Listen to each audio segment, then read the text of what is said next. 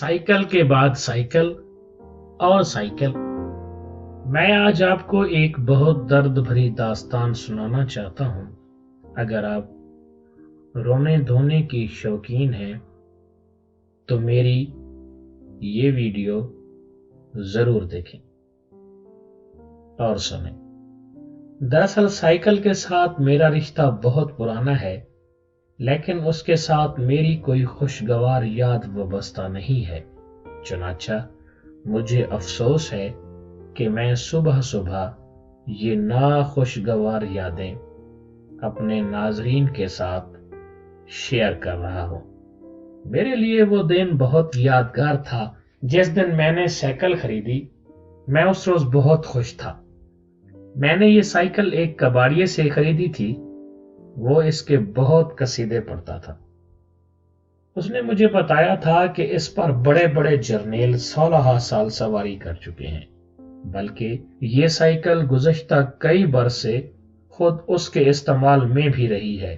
वो दरीना ताल्लुक की बिना पर इसे बेचना तो नहीं चाहता था, मगर ये उसकी मजबूरी थी कि उसका काम ही खरीदो फरोख्त था।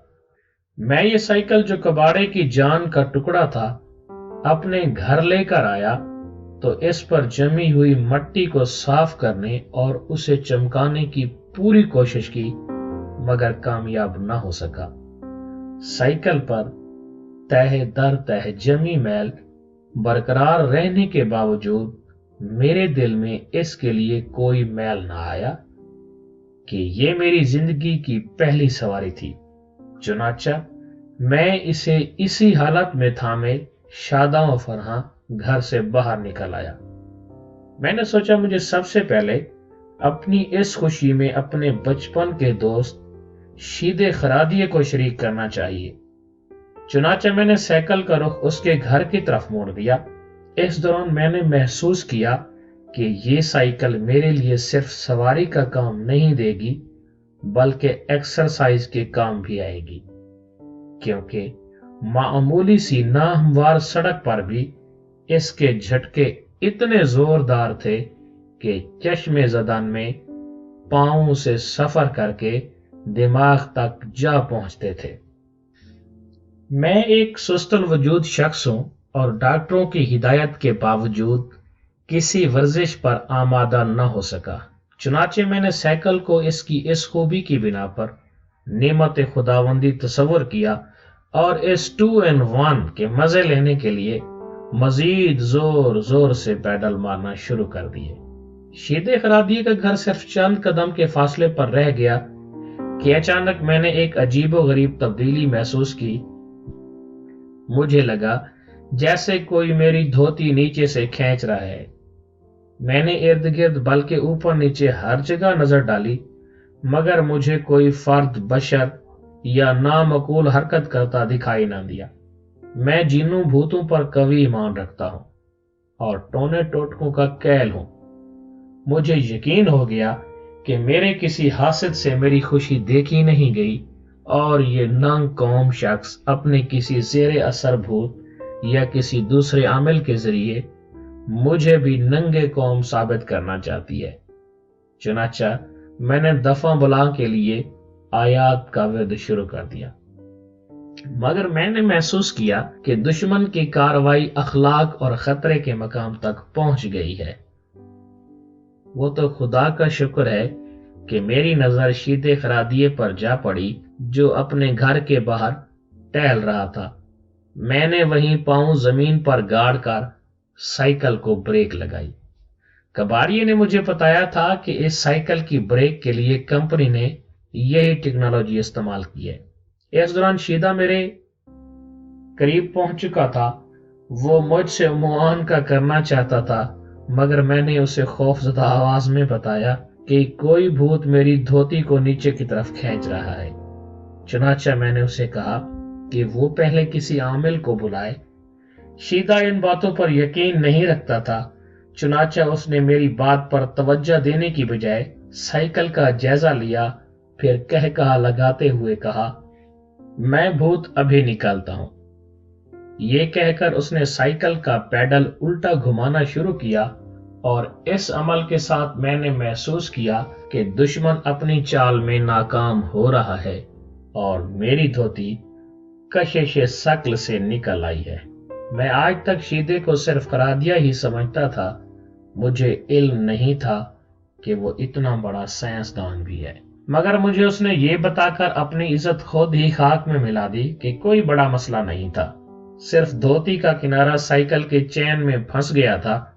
اس کا کچومر یوں ہوا تھا جیسے کسی مضبوط دانتوں والے نے اسے بری طرح چبایا ہو۔ اگلے روز مجھے ایک ضروری کام کے لیے باہر جانا تھا، مگر میں نے محسوس کیا کہ گزشتہ روز کی تھکن سے سائیکل کا جسم چور چور ہے۔ چنانچہ میں نے پہلے کپڑے سے اس کے سارے جسم کی مالش کی اور پھر اسے ایک دن آرام کے لیے گھر چھوڑ کر پیدل گھر سے نکل پڑا۔ میں نے گھر والوں کو سختی سے تاکید کی کہ وہ اس پری وش کے آرام میں خلل نہ ڈالیں اور بچوں کو اس کی پہنچ سے دور رکھیں، کیونکہ مجھے خدشہ تھا کہ محلے کے بچے اسے تنگ کریں گے۔ اس خدشے کی وجہ یہ تھی کہ جس روز میں سائیکل کو لے کر گھر آیا تھا، بچے اس انمول سواری کو بہت حیرت سے دیکھ رہے تھے۔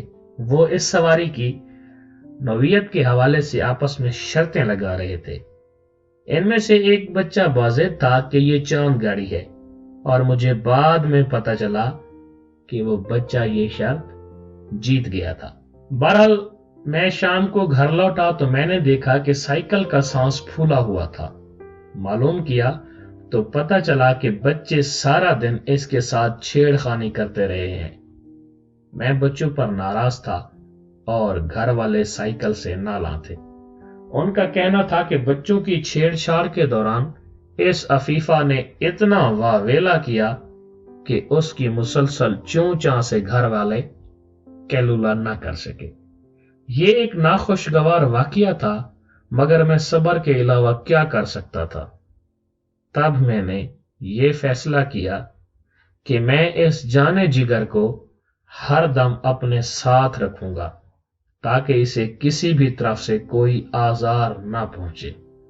اس کے بعد میں نے اسے اس کے آخری سانس تک اپنے ساتھ رکھا، مگر ہر روز کوئی نہ کوئی انوکھا واقعہ ضرور ہوا۔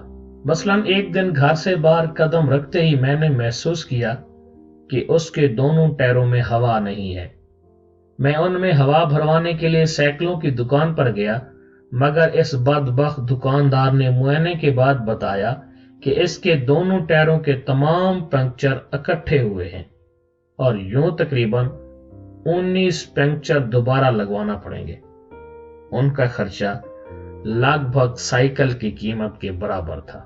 اس دوران ایک روز بھولا ڈنگر میرے ساتھ اس کے کیریئر پر بیٹھ گیا۔ وہ ابھی تک اسپتال میں ہے، کیونکہ اس کے بیٹھتے ہی کیریئر بھی بیٹھ گیا۔ صرف یہی نہیں بلکہ ایک دن چلتے چلتے اس کا ہینڈل خود بخود اس گلی کی طرف مڑ گیا جدھر کا رخ کرنے سے ایک ماہپارہ کے بھائیوں نے مجھے سختی سے منع کیا تھا۔ اس کے بعد وہی ہوا جو ہونا تھا، یعنی ابھی تک ڈبل اینٹ گرم کر کے اس سے اپنے دکھتے بدن کو سیکنے میں مشغول ہوں۔ میں یہ سب کچھ برداشت کر رہا تھا، مگر ایک روز میں اس فیصلے پر پہنچا کہ اس کے وصال سے ہجر بہتر ہے۔ ہوا یوں کہ گھر سے نکلتے ہی ایک جگہ معمولی سی چڑھائی آئی۔ مجھے زہر ہے، اس کے لیے اپنی اضافی طاقت استعمال کرنا تھی، چنانچہ میں نے ابھی 2-3 بھرپور پیڈل ہی مارے تھے کہ میں نے محسوس کیا پیڈل کام نہیں کر رہے، وہ بس گھومتے جا رہے ہیں، مگر سفر طے نہیں ہو رہا۔ مجھے بعد میں پتا چلا کہ یہ صورتحال اس وقت پیش آتی ہے جب کسی سائیکل کے کتے فیل ہو جاتے ہیں۔ سائیکل کے کتے فیل ہو گئے تھے اور اب وہ چڑھائی چڑھنے کی بجائے سرپٹ پیچھے کو بھاگتی جا رہی تھی۔ یہ میری اس سے الوداعی ملاقات تھی۔ الوداع میری پہلی سواری، میری جانے من، جانے جگر، کباڑیے کی جان، تاریخ کی آن و شان۔